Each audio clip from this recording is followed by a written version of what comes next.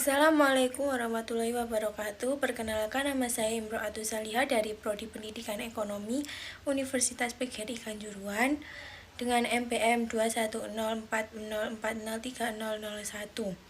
Saya kelompok 8 akan menyampaikan materi mengenai rugi laba dalam berwirausaha. Di sini saya akan menjelaskan materi mengenai rugi laba berwirausaha. Yang pertama yaitu mengenai konsep rugi laba. Rugi laba dalam berwirausaha merupakan konsep fundamental yang menunjukkan kesehatan keuangan dalam suatu usaha. Konsep ini mengacu pada selisih antara pendapatan dan biaya yang diperoleh pengusaha selama periode waktu tertentu. Di dalam rugi laba berwirausaha terdapat jenis-jenis biaya. Yang pertama ada biaya variabel. Jadi biaya variabel ini adalah biaya yang berubah seiring dengan volume produksi, seperti biaya bahan baku. Nah, selanjutnya biaya tetap, biaya yang tidak berubah meskipun volume produksi atau penjualan berubah, seperti sewa tempat dan gaji karyawan tetap.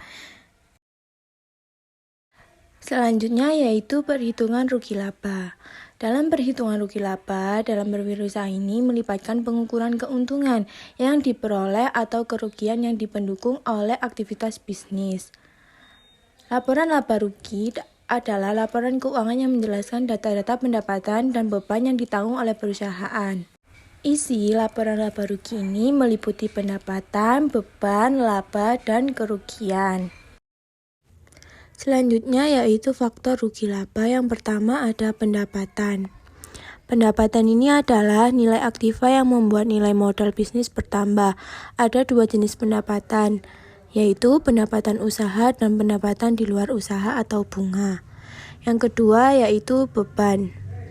Beban ini adalah semua biaya operasional perusahaan yang dikeluarkan untuk mendapatkan keuntungan.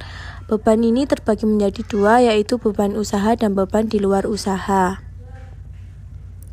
Selanjutnya, biaya umum dan administrasi. Ini merupakan biaya umum dan administrasi. Merupakan biaya yang tidak langsung yang berkaitan dengan operasional bisnis. Yang ketiga, pajak penghasilan. Pajak penghasilan ini berkaitan dengan pajak yang relevan yang dibebankan atas penghasilan sebelum pajak. Selanjutnya yaitu kualitas produk atau jasa. Kualitas produk atau jasa ini yang tidak sesuai dengan yang ditawarkan dapat menurunkan keuntungan. Yang selanjutnya, harga yang terlalu tinggi. Harga yang terlalu tinggi dapat membuat pembeli berpikir ulang untuk membeli, bahkan mereka akan memilih penjual lain yang mematok harga lebih murah. Yang terakhir yaitu pelayanan yang buruk. Pelayanan yang buruk juga menjadi faktor kritis terhadap penurunan laba bisnis. Misalnya kita membeli makanan di sebuah restoran, namun pelayanannya sangat buruk atau tidak ramah. Nah, meskipun makanannya enak, kita akan berpikir kembali untuk membeli makanan di restoran itu. Selanjutnya, contoh faktor rugi laba. Faktor internal, contohnya yaitu strategi bisnis yang efektif dapat menjelaskan sebagai strategi yang fokus pada target pasar yang tepat dan memiliki keunggulan kompetitif. Kualitas produk atau layanan dapat dijelaskan sebagai produk atau layanan yang memenuhi kebutuhan dan keinginan pelanggan.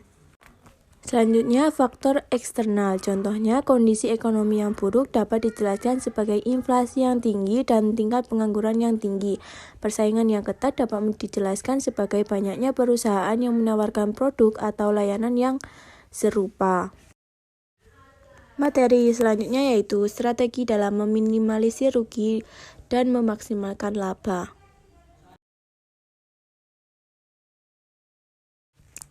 Selanjutnya, analisis rugi laba. Yang pertama adalah analisis rasio keuangan. Contohnya rasio profitabilitas seperti return on quality atau ROE dapat digunakan untuk mengukur seberapa efisien perusahaan dalam menghasilkan laba dan ekuitasnya. Selanjutnya, analisis titik impas. Contohnya, perusahaan dapat menggunakan informasi titik impas untuk menentukan harga produk atau layanannya. Yang ketiga, analisis sensitivitas. Contohnya, perusahaan dapat menggunakan analisis sensitivitas untuk melihat bagaimana perubahan harga bahan baku dapat mempengaruhi laba. Strategi meningkatkan laba dan meminimalisir rugi dalam berwirausaha dapat diterapkan melalui beberapa langkah. Yang pertama yaitu meningkatkan pendapatan. Salah satu strategi untuk meningkatkan laba adalah dengan meningkatkan pendapatan. Dapat dilakukan dengan menambah produk atau jasa yang ditawarkan ke pasar, mengembangkan industri, atau melakukan peningkatan penjualan dengan kreativitas dan inovasi baru. Yang kedua, meminimalisir biaya produksi. Perusahaan yang berproduksi dapat meminimalisir biaya produksi dengan menggunakan bahan baku sesuai kebutuhan jangkau agenda produksi setiap minggu dan mengelola barang sisa. Yang ketiga yaitu menganalisis strategi perusahaan. Laporan laba rugi dapat digunakan untuk menganalisis strategi perusahaan. Perusahaan memiliki strategi khusus dalam menjalankan operasionalnya dan laporan laba rugi dapat digunakan untuk mengetahui berhasil atau tidaknya strategi tersebut. Selanjutnya, meminimalisir biaya operasional. Perusahaan dapat meminimalisir biaya operasional dengan mencari cara untuk mengurangi pemborosan dan memaksimalkan penggunaan sumber daya. Yang selanjutnya, mengelola pajak.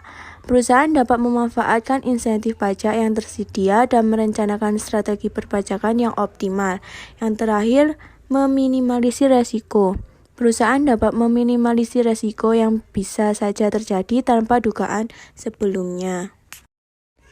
Permasalahan rugi laba berwirausaha dalam ketidakpastian pasar.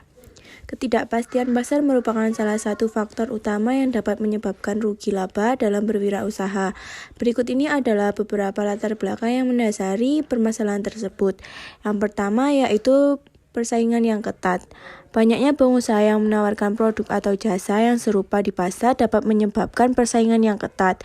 Hal ini dapat membuat pengusaha sulit untuk menarik pelanggan dan meningkatkan penjualan. Pesaing yang ketat dapat mendorong pengusaha untuk melakukan perang harga. Hal ini dapat menurunkan keuntungan pengusaha dan bahkan menyebabkan kerugian. Selanjutnya, strategi marketing yang agresif dari kompetitor. Pengusaha lain yang memiliki strategi marketing yang lebih gencar dan efektif dapat menarik lebih banyak pelanggan dan membuat pengusaha lain mengalami kesulitan untuk bersaing. Contohnya nih, seperti seorang pengusaha yang menjual pakaian online mengalami penurunan penjualan karena munculnya platform e-commerce baru dengan harga yang lebih murah dan strategi marketing yang lebih gencar. Selanjutnya, perubahan tren pasar yang cepat berkembang teknologi. Teknologi yang terus berkembang dapat mengubah cara orang hidup dan berbisnis. Hal ini dapat membuat produk atau jasa pengusaha menjadi usang dan kehilangan daya tarik. Selanjutnya, perubahan gaya hidup dan preferensi konsumen. Gaya hidup dan preferensi konsumen dapat berubah dengan cepat. Hal ini dapat membuat pengusaha kesulitan untuk mengikuti perkembangan dan memenuhi kebutuhan konsumen. Munculnya tren baru dapat membuat produk atau jasa pengusaha menjadi tidak relevan dan kehilangan pangsa pasar. Selanjutnya ada kesulitan dalam memprediksi permintaan dan penawaran, dan yang terakhir perubahan regulasi pemerintah. Perubahan regulasi pemerintah dapat mempengaruhi permintaan dan penawaran produk atau jasa pada pengusaha.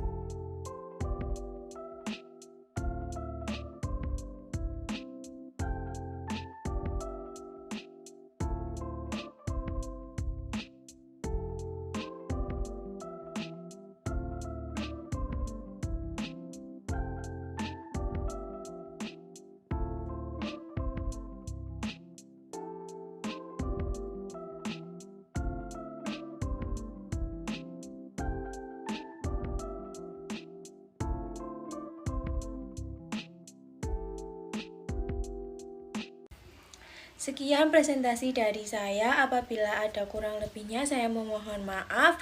Untuk teman-teman yang kurang paham, bisa ditanyakan langsung kepada saya. Terima kasih. Wassalamualaikum warahmatullahi wabarakatuh.